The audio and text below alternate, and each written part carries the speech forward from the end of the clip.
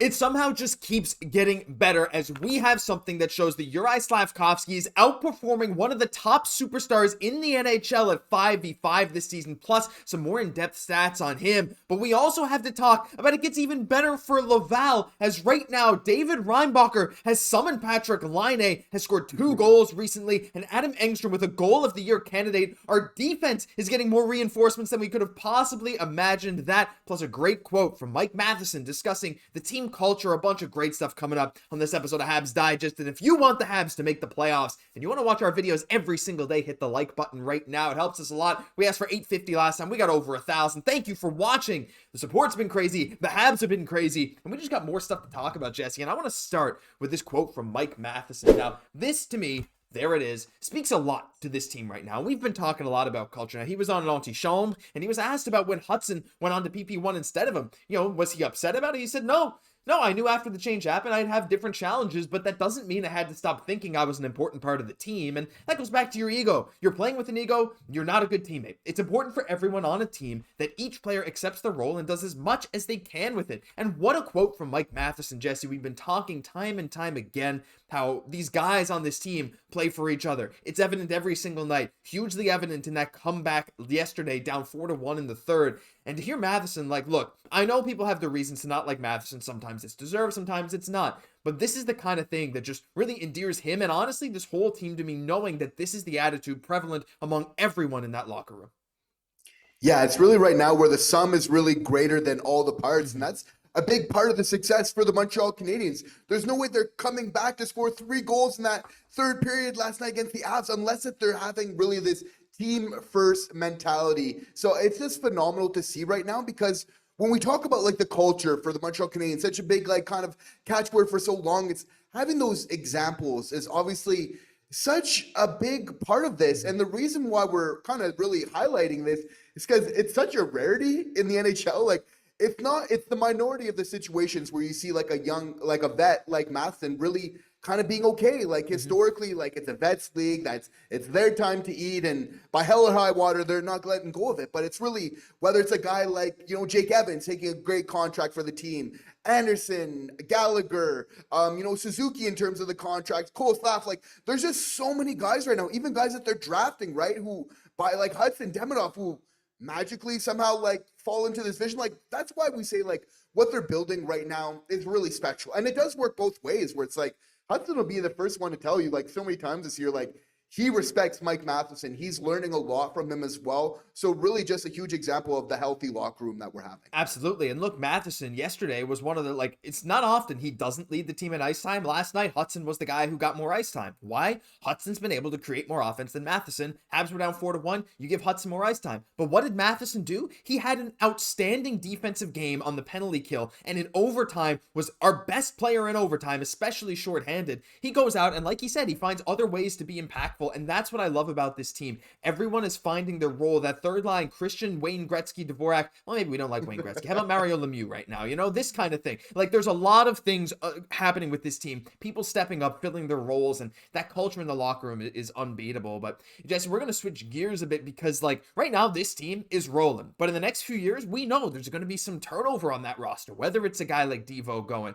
whether it's Armia, whether it's even Anderson or even Gallagher, we're talking a couple of years from now at the end of their contracts, though, those guys, such the heart and soul of this team. When we look down into Laval right now, this team, we have reinforcements coming soon, and we're going to create even more competition for spots soon. We even hear rumors that Savard might be on the verge of retirement, right? So that's floating around there. I know we've discussed it too. So to have this kind of unbelievable farm system is great. They're first in the AHL by 3 points, but they have the most wins by a long shot. But the important thing right now I want to talk about, we've been talking about this, David Reinbacher and Adam Engstrom. The hype for these guys is unreal. Reinbacher's only been playing in some games, still coming back from the injury, but he gets summoned as Patrik Laine. Then you get this goal from Adam Engstrom, Jesse. He has 5 goals this season.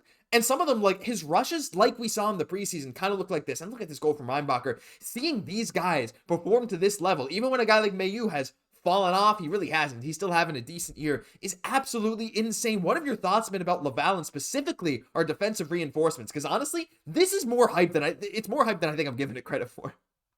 I'm just beyond impressed. Like, I love the end of the play here from Engstrom, where he's like, "Get off of me! Like, this is my puck. You can't have it. I'm taking it to the back of the net." Like, just he kind of reminds me of Reinbacher, Josh, a little bit on this play. Like, showing such great skating, but again, just the fend off, beautiful there. But then obviously the speed and finish, but there's some toughness there. Like, there's a lot of really kind of projectable plays all kind of coming together, and we forget about Engstrom. Like, it's easy to kind of think, like maybe a smaller guy, he could maybe get a little bit heavier. But I mean, at 6'2", 198, again, almost like a half a point per game player in his first year in the AHL. Like, some very solid numbers, what we're seeing right now. When like he's been getting a shout out from Kent Hughes even recently, right? Like, just out of nowhere, Kent went out of his way to say, like, this Engstrom kid, like, this guy's a strong puck moving defenseman. We see him, being a part of this organization going forward. So again, like, we just got guys that just like such a treasure of really prospects that we're having coming out of the woodwork right now. It's really incredible how these guys are really just putting on a show, and it's almost like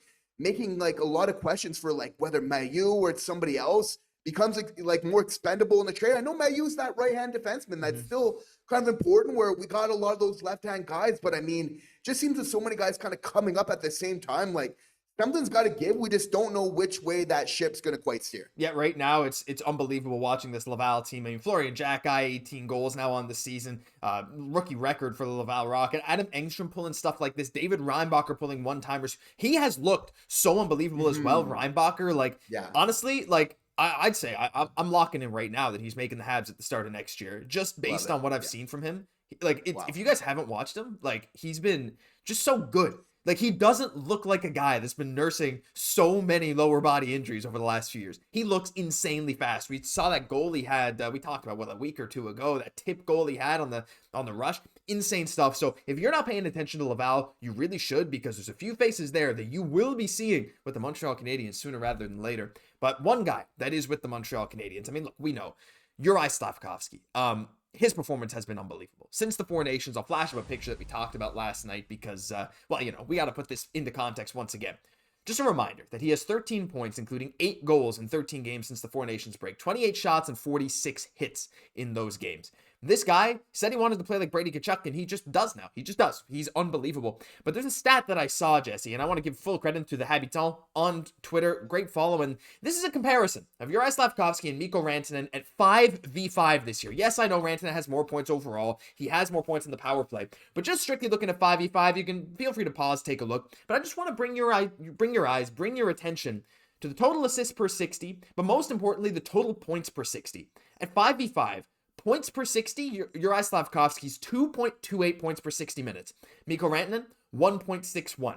The time on ice per game, Rantanen gets 2.5 more minutes at 5v5, but Slav scores more goals per 60 at 5v5. He doesn't even take as many shots. His shooting percentage is higher. Obviously, Rantanen's in a bit of a funk. He's been bouncing between teams, so you do have to, keep an eye on that. But the fact that we're even able to compare this, and through this thread, they mention other guys like Boldy, other bigger names in the NHL. The fact that we can even look at this, just say 5v5, Rantanen versus Slav. What do the rate stats say? And to definitively say Slav has produced better at 5v5 this year than Rantanen as a 21-year-old is absolutely insane to me.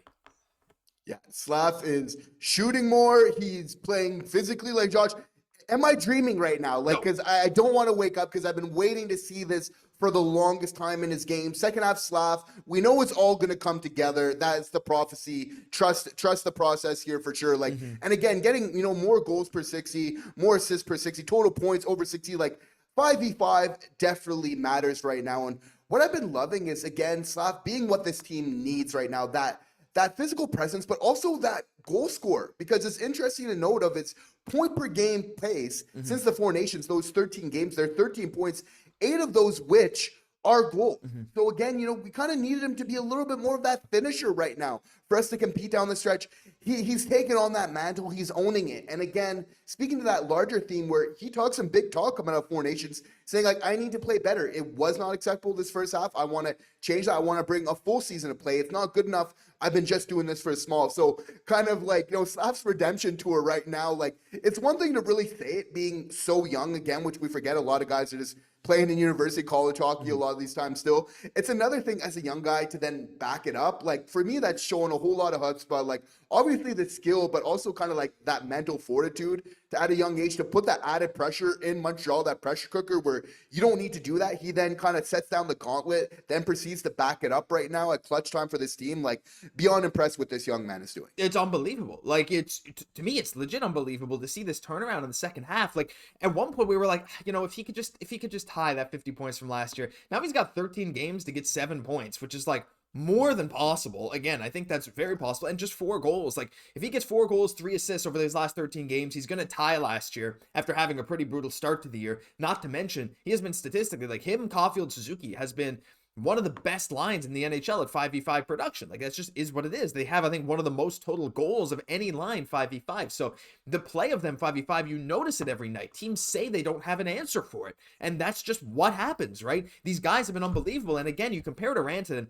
I know we tend to compare ages or whatever, but Slafkovsky's about to turn 21 a week from the recording of this video, right? So this is his age 20 season. Mikko Rantanen's age 20 season would have been 2016-17, where he had 38 points in 75 games. I know we talk about this a lot, and I know that Slav is a little, I guess, behind the curve, if you want to say that, because age versus experience is one thing or another. Slav is more experienced by the same age, whatever. But still, like, the curve is crazy. Rantanen's big jump in terms of points came in his age 21 season, which will be Slav's season next year, because I think they count your age at the end of January or whatever. So I'm just saying, he's more like, I'm not saying he's going to make that Rantanen type jump. I'm just saying the comparables are there. We've talked about it before. This year 5v5, I know Rantanen's had other outstanding circumstances, but it's a comparison that we can still make. Let us know your thoughts down below, because this is insane. Like, that we can actually compare this and say this is happening. I love what we're seeing from the Habs, from Slav, and I just hope it keeps continuing. But for now, that'll do it for this episode of Habs Digest, guys. Don't forget, we're here every single day, live stream every single Monday, post game for every game here on out. We got a ton of fun coming for the rest of this season and the playoffs and the draft and all that good stuff. This is your home for it. I'm Josh Gosse, my co-host, Jesse Poirier. We'll catch you in the next one.